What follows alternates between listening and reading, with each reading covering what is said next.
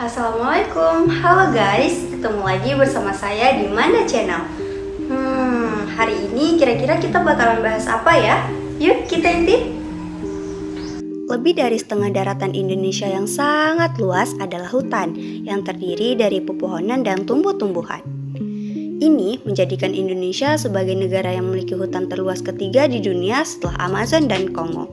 Karena itu pula Indonesia dijuluki sebagai salah satu paru-paru dunia loh, karena luas hutannya dapat menunjang kehidupan kita di bumi. Kok bisa ya hutan yang terdiri dari pepohonan dan tumbuh-tumbuhan dapat menunjang kehidupan kita semua? Setelah melihat video sebelumnya, jadi mikir nih, dari mana ya tumbuhan dapat menghasilkan energi sehingga dapat menunjang kehidupan kita di bumi? Nah, sekarang mari kita bahas bagaimana cara tumbuhan menghasilkan energi. Tumbuhan menghasilkan energi melalui fotosintesis. Fotosintesislah yang nantinya akan menghasilkan oksigen yang berfungsi bagi semua makhluk hidup yang ada di bumi. Nah, gimana teman-teman? Tambah buat penasaran kan bagaimana terjadinya proses fotosintesis? Yuk disimak video berikut. Agar tumbuhan dapat tumbuh dan berkembang, dibutuhkan karbon dioksida, air, dan energi melalui suatu proses kimia yang dinamakan fotosintesis. Dalam prosesnya, fotosintesis menghasilkan glukosa yang merupakan bahan dasar pembangun zat makanan yang dibutuhkan sebagai sumber energi. Nah, mari kita mempelajari lebih detail proses fotosintesis. Dalam proses fotosintesis, selain menghasilkan glukosa, juga dihasilkan oksigen. Energi yang dibutuhkan dalam proses fotosintesis berasal dari matahari dalam bentuk cahaya. Cahaya matahari berbentuk gelombang yang tersusun atas partikel-partikel energi yang disebut foton. Sebuah foton dapat dikarakterisasikan oleh panjang gelombang. Cahaya matahari yang dipancarkan terdiri dari paket foton yang memiliki panjang gelombang yang berbeda-beda dan kemudian dikelompokkan yang dikenal dengan istilah spektrum elektromagnetik. Pada prosesnya, fotosintesis hanya menggunakan sebagian cahaya dalam spektrum elektromagnetik loh, yaitu cahaya dengan panjang gelombang tertentu, misalnya cahaya tampak. Hal ini dikarenakan pada tumbuhan terdapat pigmen warna khusus yang hanya mampu menyerap cahaya matahari dengan kisaran panjang gelombang dalam spektrum cahaya tampak. Warna pada tumbuhan dihasilkan dari pantulan cahaya matahari. Mengapa tumbuhan berwarna hijau? Karena memantulkan cahaya hijau dan kuning. Sedangkan cahaya merah dan biru diserap oleh tumbuhan. Cahaya merah dan biru yang diserap adalah paket energi yang digunakan dalam proses fotosintesis. Karena kebutuhan akan cahaya inilah, fotosintesis kemudian terjadi dalam dua reaksi, yaitu reaksi terang dan reaksi gelap. Proses fotosintesis terjadi di dalam sel tumbuhan, tepatnya pada organel yang disebut kloroplas. Di dalam kloroplas terdapat struktur cakram bertumpuk yang dinamakan membran tilakoid.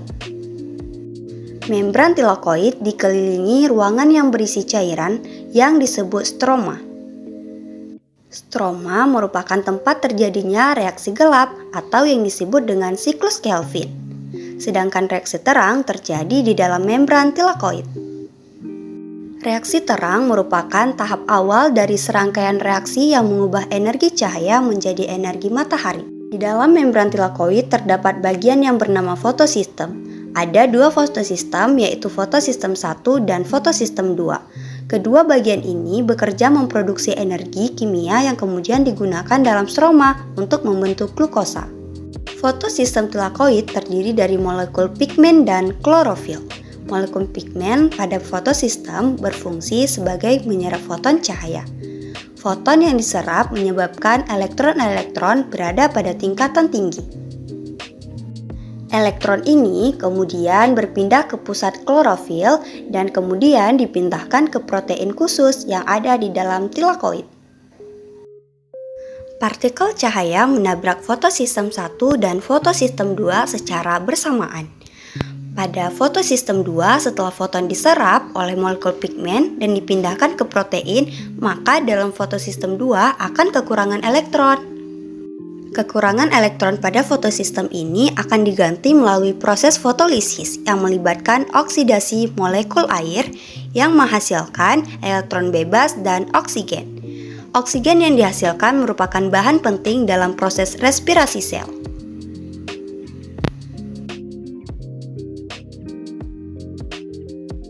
Saat elektron dalam protein khusus melewati rantai transport elektron, energi dari elektron digunakan untuk memompa ion hidrogen dari stroma ke tilakoid.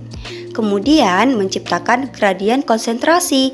Saat gradien konsentrasi terbentuk, terjadilah proses sintesis ATP, di mana ADP diubah menjadi ATP.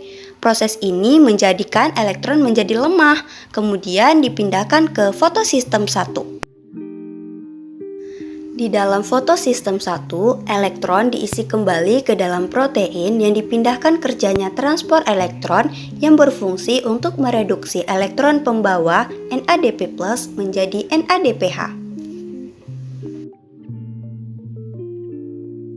Saat foton terus-menerus memasuki membran tilakoid, maka ATP dan NADPH terus diproduksi menuju jalur metabolik di stroma. Molekul ATP dan NADPH yang diproduksi dalam reaksi terang kemudian digunakan di stroma sebagai penggerak reaksi gelap atau yang dikenal dengan siklus Kelvin. Siklus ini terdiri dari serangkaian reaksi yang mereduksi karbon dioksida menjadi G3P.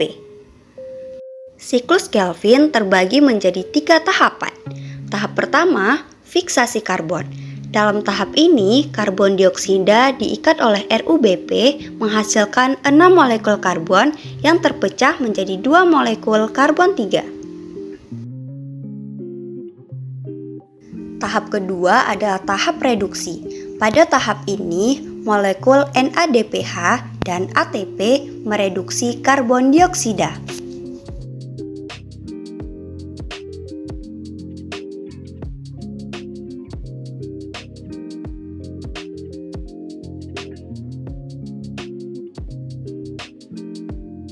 Dan pada tahap akhir, RuBP disusun ulang pada setiap pengulangan siklus. 5 molekul G3P digunakan untuk membentuk ulang 3 molekul RuBP. Sisanya dari G3P ini kemudian digunakan untuk membuat gula, asam lemak, dan gliserol. 2 molekul G3P membentuk 1 glukosa berfosfat. Jadi, siklus Kelvin harus terjadi 6 kali loh untuk menghasilkan 1 molekul glukosa. Molekul ini bisa dihilangkan gugus fosfatnya dengan menambahkan fruktosa untuk membentuk sukrosa.